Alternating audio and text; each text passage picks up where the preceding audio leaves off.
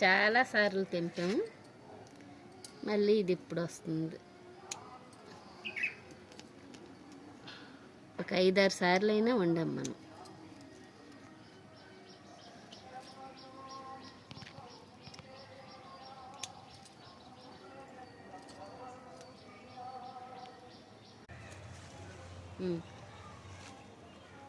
చింత చెట్టు వేయడం పెద్ద సమస్య ఏం కాదండి, పెంచుకోవడం.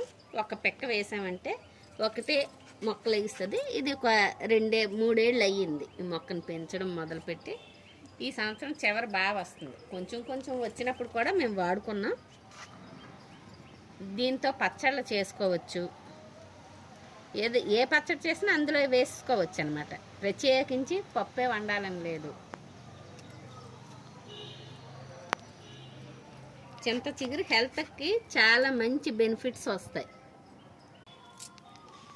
ఒకే దానిలో ఎక్కువ పిక్కలు, చూడండి చిన్నది కంటైనర్, ఎక్కువ పిక్కలు వేసి కూడా ఇలా కూడా మనం చింత చిగురుని తీసుకోవచ్చు.